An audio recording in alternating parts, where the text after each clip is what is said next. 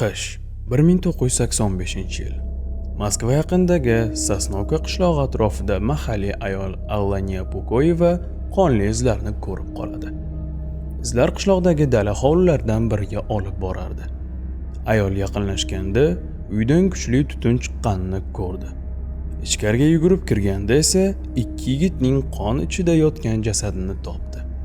Qo'rqib ketgan ayol ko'chaga yugurib chiqib yordam so'radi. Qishloq aholisi yong'inni o'chirishdi.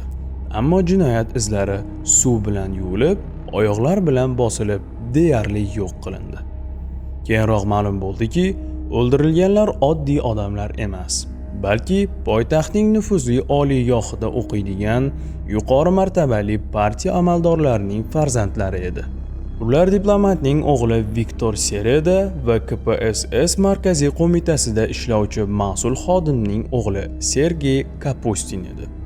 O'sha davrning oltin yosh vakillari majorlar edi.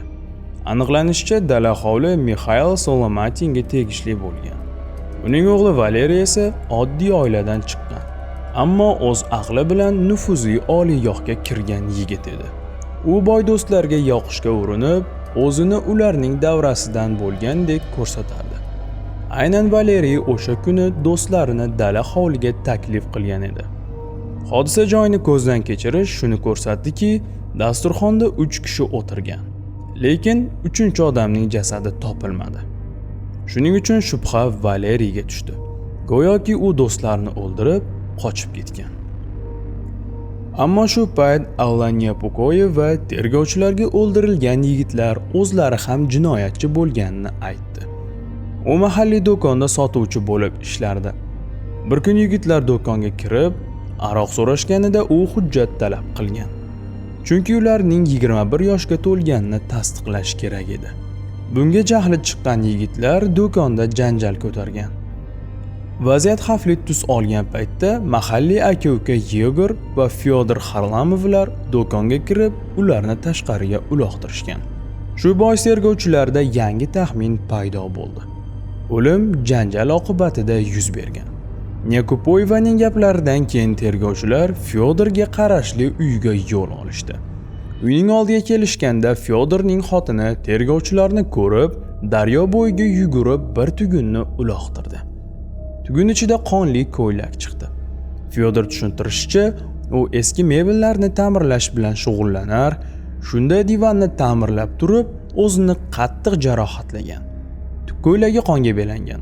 Xotin esa erini ayblashlaridan qo'rqib, ko'ylakni daryoga tashlamoqchi bo'lgan. Avvalgi tergovchilar bunga ishonishmadi. Ammo shu payt Yegor paydo bo'lib, 3-yigit Valeriy Solomatinning jasadini topib olganini aytdi. U pastqam joydagi erimagan botqoqda bosh miya ezilgan holda yotardi. Yaqinda esa Yegorning o'ziga tegishli qo'lqop topildi. Natijada aka-uka Xarlamovlar hibsga olindi. Ishni tergovchi Naymyonov olib bordi.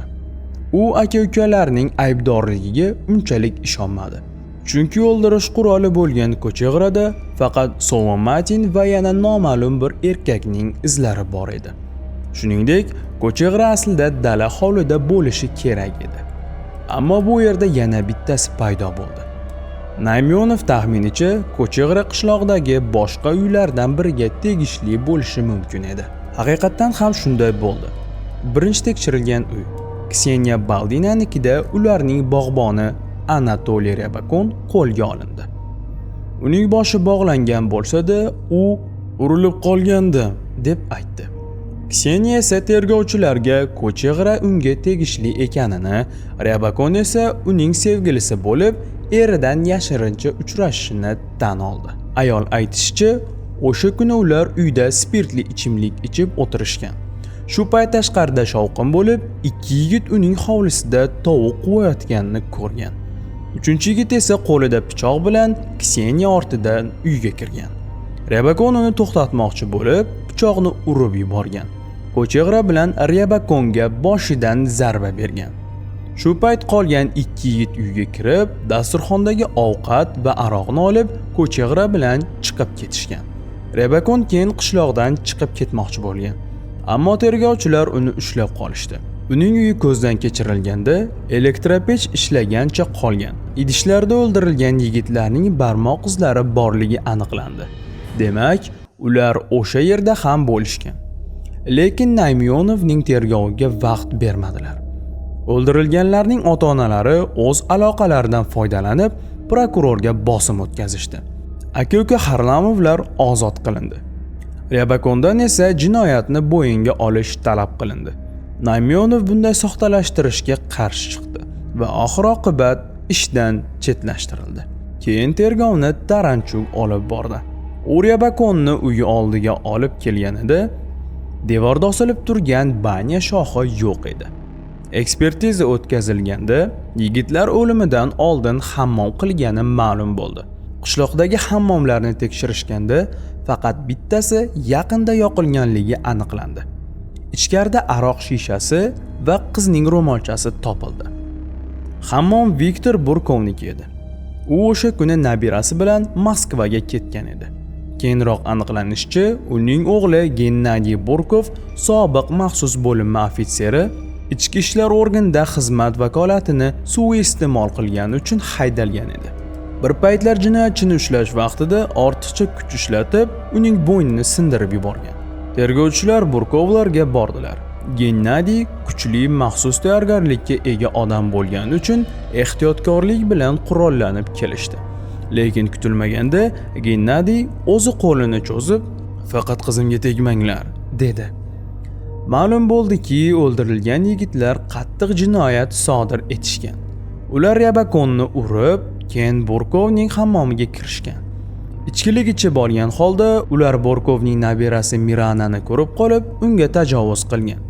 Qariyani xonaga qamab, qizning bo'yniga itning bo'yinbog'ini solib, uni majburlashgan. Shundan keyin ular dala hovliga qaytishgan.